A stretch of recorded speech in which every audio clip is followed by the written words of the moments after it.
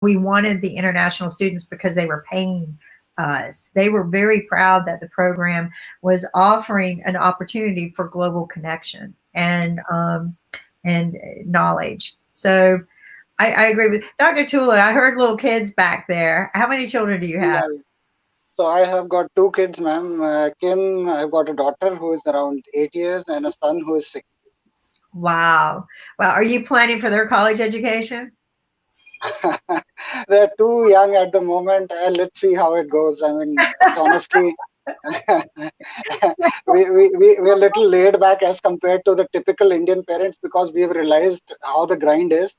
And I am a little bit more, I mean, I have a little off the record thinking on that I always believe that, I mean, they will do what they want to do. I mean, I am not that typical, I mean, hard pressed Indian father who wants them to excel at everything, because I've also realized that we had parents who were pushing us. So, I mean, though we have done decent in life, but I don't want them to be, I mean, pushed too much. I believe that, I mean, we should let them be. I mean, when the time is there, we'll do what we want to do for them. But I presume at this moment, they're too young. We should let them live their life as fullest as possible. No, that's because and let me tell you why. All too often, they'll get at that age and shift gears on you, and you'll think, oh, they're going to be a world famous pianist. Yeah, you invested in all these piano lessons and music lessons, and they get to college. Oh, I don't want to do that anymore. I'm tired of it. Time out. Um, So I would like to welcome Ganesh sir Ganesh, on our show today. okay. Ganesh sir, namaste. How are you doing?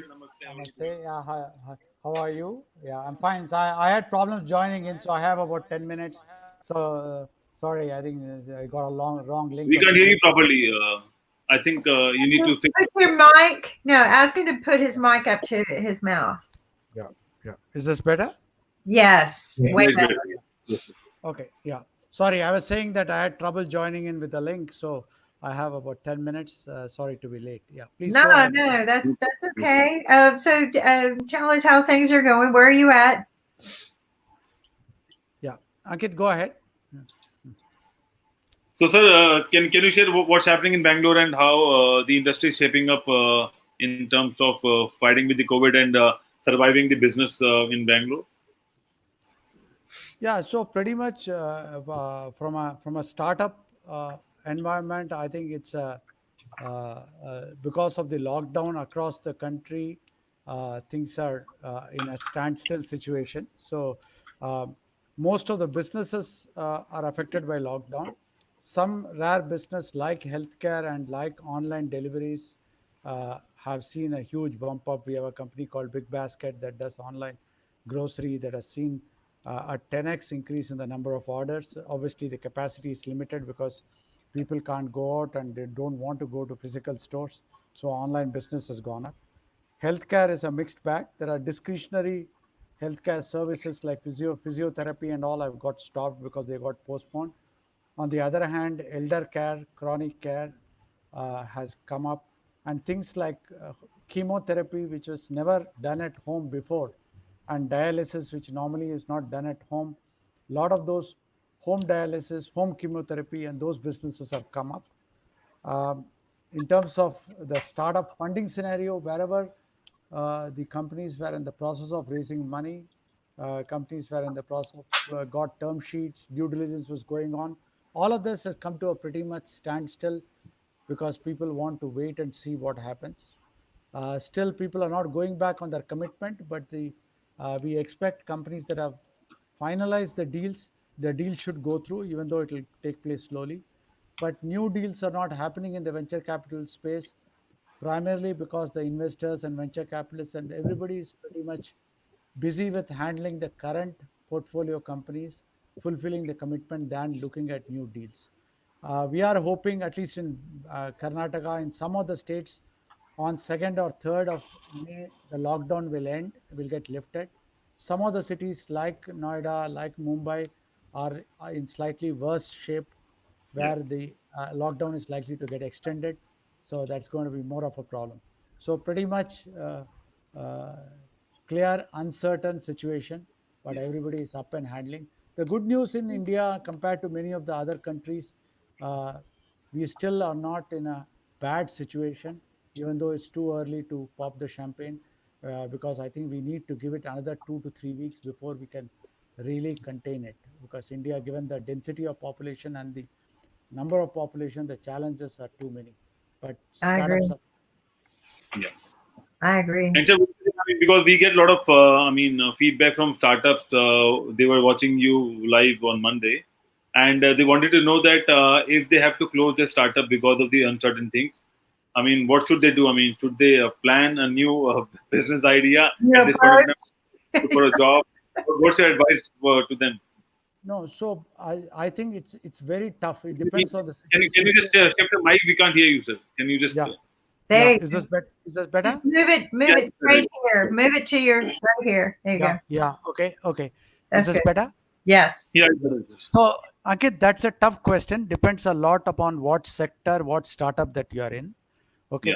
Very, very clearly at a macro level, any such pandemic, any such major black swan event will help a new startup, will help a new entrepreneur, and it will be challenging for an existing incumbent with lot of legacy strength and legacy issues. So it's a good time for people to come in, start and disrupt. So that's a macro view.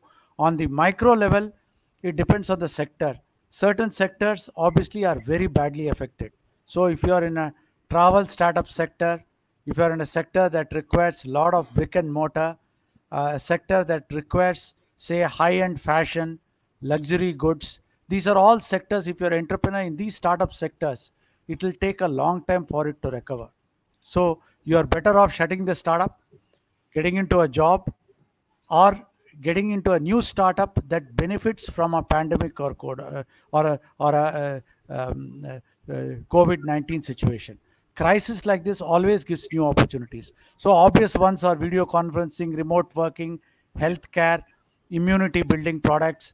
So lots of these will benefit. Online education, all of those are good sectors to be in, provided you have the skill set and you have the ability to be able to enter these sectors. Unfortunately, people will not get into jobs that easily because nobody's hiring. Yeah. Lot of freeze on hiring.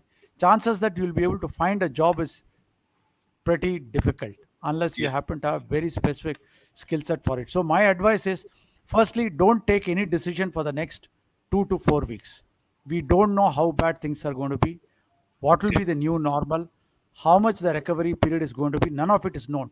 Trying to take a knee jerk reaction, trying to take an action during this time, it will be wrong. Wait till end of May, then take a decision. Very difficult to raise money.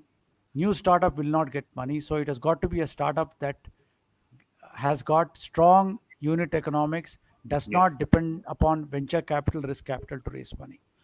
Is that the situation in US too, or how do you see things in US panning out in terms of Oh yeah, startup? I wish Nick were on because his data is a lot stronger now.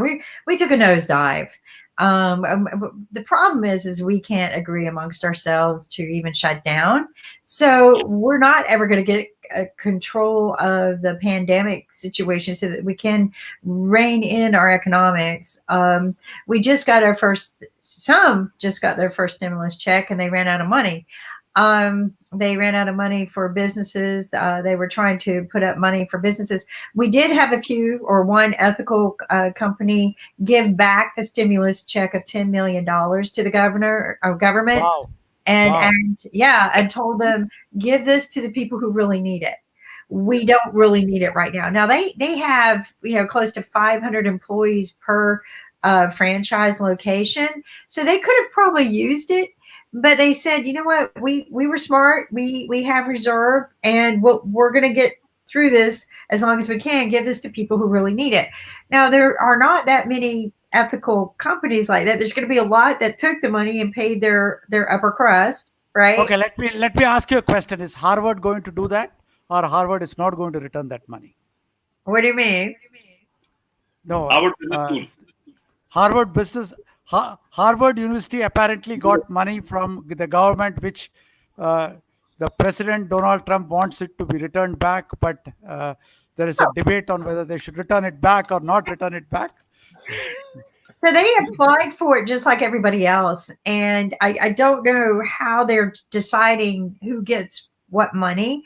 We were told initially that if you put your application in for the 10K PPP for payroll, that everybody was going to get that. And they ran out of money before that even. And even though like I did it early, they said it was going to be first come, first serve. And I know I went in way before a lot of people, and I've yet to hear I have a confirmation number, and there's no way to track whether they're going to deny you or accept you. I've heard a lot of people receive their check.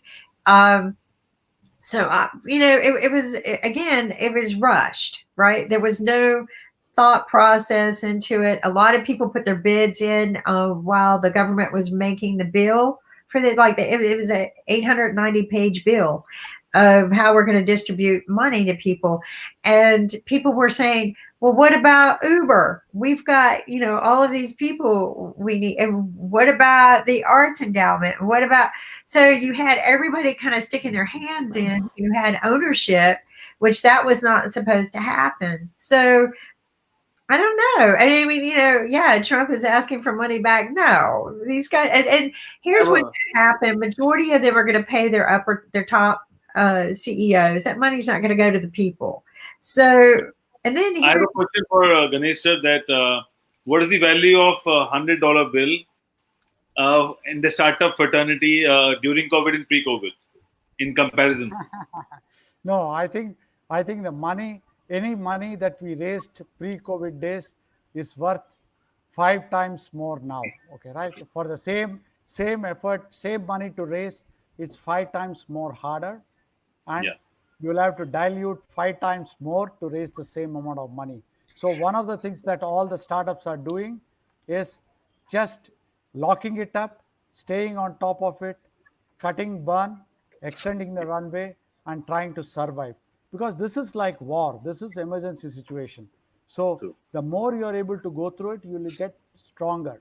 And if people, there will be a lot of consolidation in the startup space, because it's not just about valuation, not just the value of the $100 bill.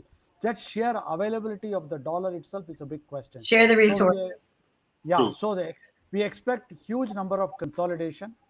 The weaker players, fringe players, will have a major challenge. Sectors that are affected, like I said about fashion, luxury goods, high-end, I'm not saying they will never come back, but that's not there in the top of the mind of the people. See, you must understand this.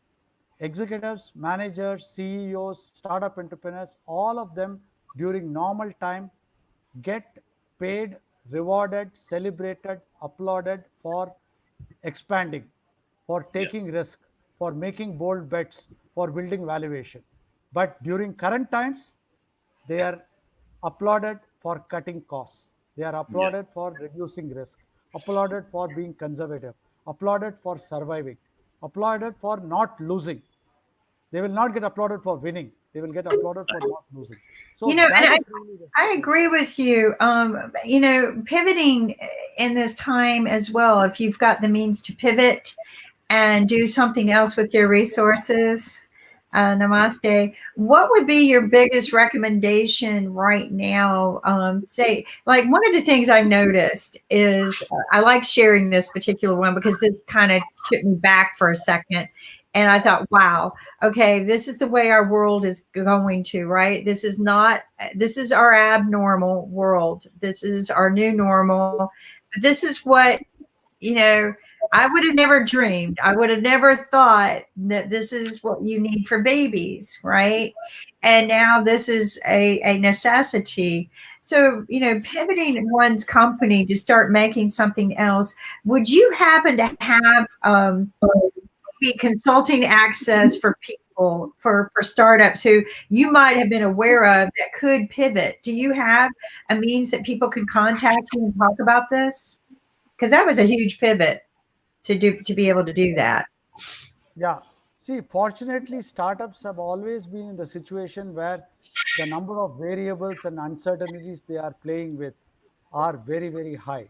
So the concept of pivoting is very much there in their DNA. And to be fair, unlike a large company with huge resources and fixed investment where pivoting is not easy, it's very difficult, okay, right? For a large company. For a startup, it's a lot more easier because it is nimble. So there are a lot of organizations here, including entrepreneurs organization, angel networks, accelerators, incubators in India, where resources are available, mentors and advisors are available to advise young entrepreneurs if they need help on this. Now the question is, they all are busy handling their own problems now, so it may take time for them to respond a week, 2 week, but enough resources and advice is available in the Indian startup ecosystem to help people to be able to pivot. But first is to have more clarity before pivoting. I'm sorry, I need to really run. Okay. I'm sorry for joining Thank late. you for your time. Thank you very much. Thank you. Yeah. We'll invite you again soon. Thank Come you, on sir. back. Thank you. Bye-bye. Thank Namaskar. you.